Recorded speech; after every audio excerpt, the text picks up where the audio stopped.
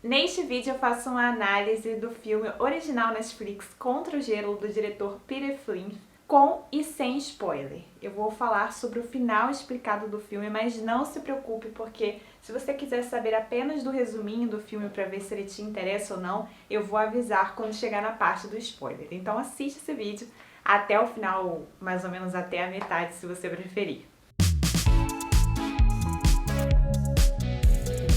Olá pessoal, meu nome é Renata Farias, sejam bem-vindos ao meu canal. Contra o Gelo é um filme que mescla drama e aventura. Só que não agradou a muitos espectadores porque ele tem um ritmo mais lento. Eu confesso que eu gosto desses ritmos de dramas mais lentos, porque eu já sou uma pessoa tão ansiosa e às vezes eu sinto que eu preciso me desacelerar um pouco. Só que o roteiro desse filme não me agradou. Eu gostei como a história foi contada através das imagens, mas a história em si achei que faltou mais emoção, algo que realmente prendesse a atenção da gente. Foi um filme que me deu sono. Só que eu dei mais uma segunda chance a ele, até para fazer essa análise aqui e perceber alguns detalhes do filme, e foi que eu consegui captar certos detalhes nesse filme, certas sensações que não me veio quando eu assisti pela primeira vez. E se você curte uma aventura, gosta de um filme de drama,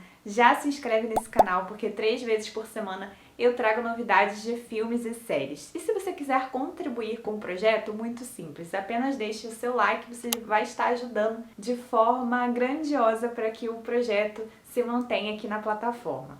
O que me chamou a atenção quando eu vi esse filme no catálogo da Netflix foi essa questão de aventura, da busca pelo desconhecido. Só que eu esperava um pouco mais desse filme e aí foi a razão da minha frustração.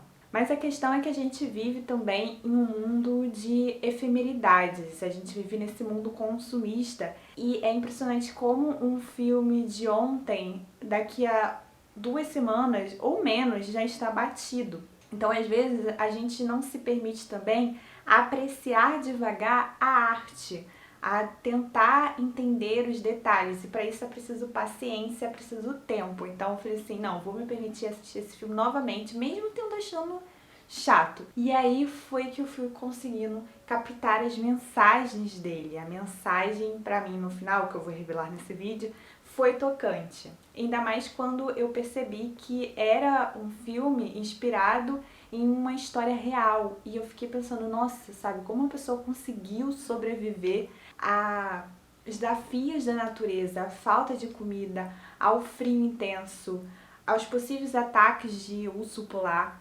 Então não é para qualquer um. Mas por mais que a forma como a história foi escrita não tenha te agradado, eu acho que é impossível você não ficar encantado pela cenografia e pela fotografia desse filme, que realmente te faz transportar para aquela época, e também a forma como os atores atuaram foi muito brilhante, assim, as roupas, figurinos, é tanto que até o diretor afirmou que as roupas dos atores eram muito pesadas, então foi difícil filmar. E até mesmo porque o filme foi gravado de fato na Groenlândia, então o diretor afirmou que foi bem difícil gravar esse filme, foi de fato um desafio, e que ele poderia até ter escrito um livro sobre gravar esse filme, porque ele passou por alguns perrengues. E no momento que ele estava tentando gravar, acho que aconteceu uma tempestade, um vendaval, que estava fazendo até as pessoas voarem. Então ele precisou rapidamente realocar as pessoas para outro lugar para ficar todo mundo bem nessa filmagem. Que isso, gente? Que vento é esse? Então foi um filme que ofereceu, de fato, desafios na hora da filmagem. O filme foi baseado no livro Two Against the Ice, escrito pelo líder, o capitão da expedição da Dinamarca, o Eisner Mikkelsen. Olha, vocês sempre ignorem quando eu falo nomes de personagens estrangeiros, porque 95% os nomes são pronunciados errados. E para já a gente entender sobre do que se trata essa expedição e a gente já entrar na história, eu vou começar a falar sobre a sinopse do filme. Caso você já tenha assistido ao filme e quer só entender o final, você pode pular para esse minuto aqui. Agora vamos falar sobre o resumo do filme. Primeiramente, o filme é ambientado em 1909 e se passa na Groenlândia. Essa expedição da Dinamarca, dirigida pelo capitão Einar Mikkelsen, e eu acredito que seja assim que se pronuncia, porque esses nomes estrangeiros eu não sei, mas ela teve por objetivo comprovar que a Groenlândia não era dividida e, portanto, os norte-americanos não teriam controle de parte desse território. A ilha seria totalmente da Dinamarca, mas para isso ele precisava encontrar os textos finais dessa expedição que já tinha sido feita, porém não concluída em razão do líder não ter resistido a essas intempéries da natureza. Sobrou então um documento que afirmava isso. Só que ao capitão tentar descobrir esses documentos, ele apenas acha um diário e um mapa. Falta esse texto final. E quando ele retorna à cabana, onde estão os colegas da expedição, esperando por ele para retornar ao país, ele afirma que precisa ir mais longe nessa expedição, que ele precisa tentar encontrar esse outro documento que estaria escondido em uma pilha de pedras. E ele convida algum voluntário dali para poder fazer parte dessa aventura com ele, para poder auxiliá-lo. E quem ali queria fazer parte disso, porque um frio com a temperatura menor de 0 graus, com risco de ser atacado por ursos, e nem sabia se iriam encontrar esse documento e se conseguiriam voltar. Então eles não queriam arriscar a vida, obviamente. E quem é que vai se voluntariar? Um mecânico chamado Ive Iverson.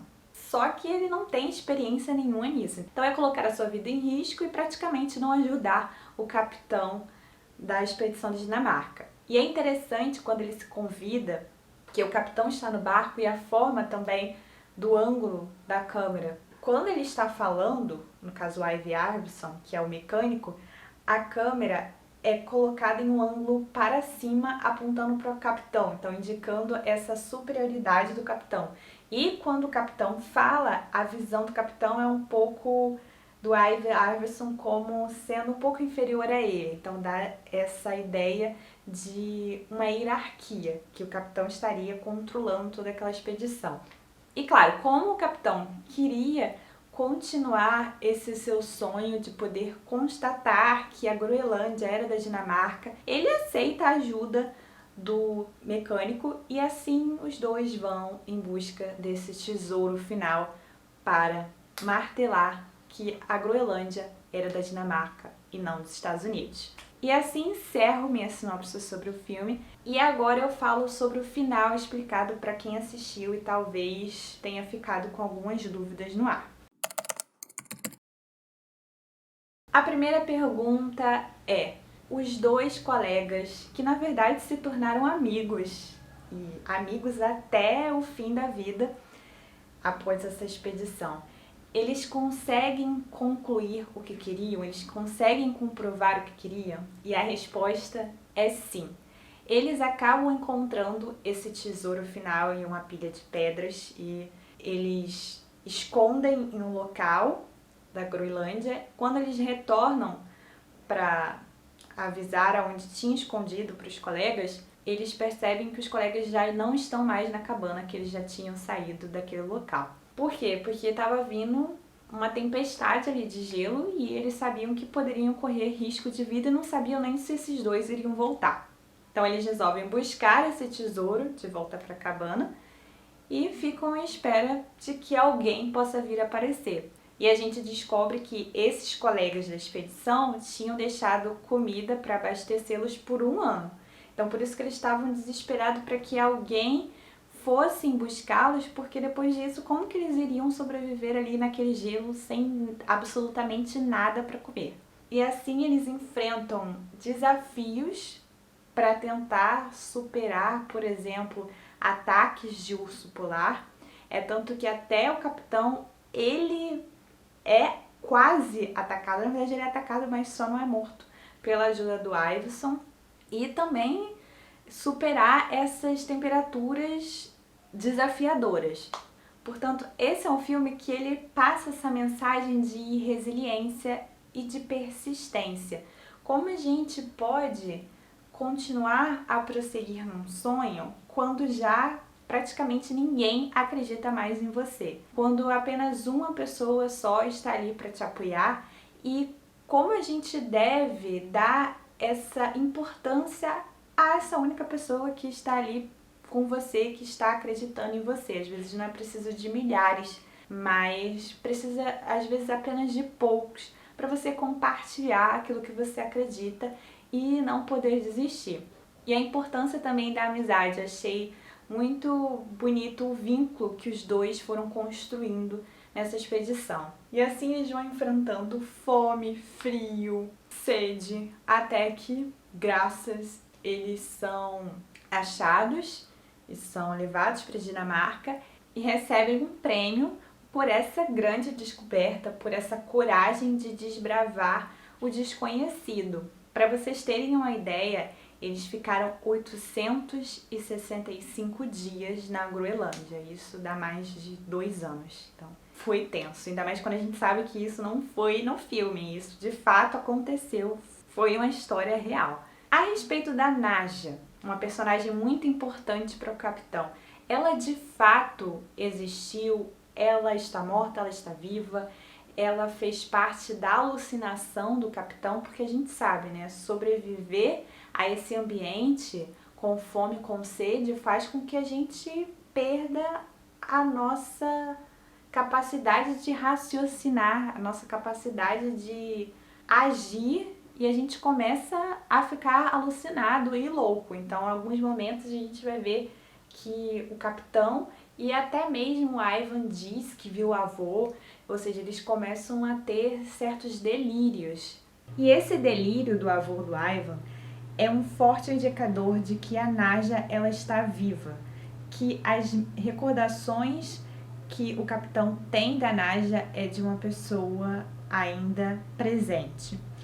Isso porque quando o capitão está conversando com o Ivan, e o Ivan afirma que tem essa sensação de que sentiu o avô na Groenlândia, o capitão pergunta se o avô dele ainda está vivo ou se ele morreu, e ele diz que o avô está vivo, mas que ele teme que durante esse tempo em que eles estão nessa expedição, que o avô ele tenha morrido. Logo, isso indica que a Nadja também ela estaria viva, só que durante esse tempo pode ter acontecido alguma coisa com ela, ou então o relacionamento do capitão com a Nadja chegou ao fim, acabou.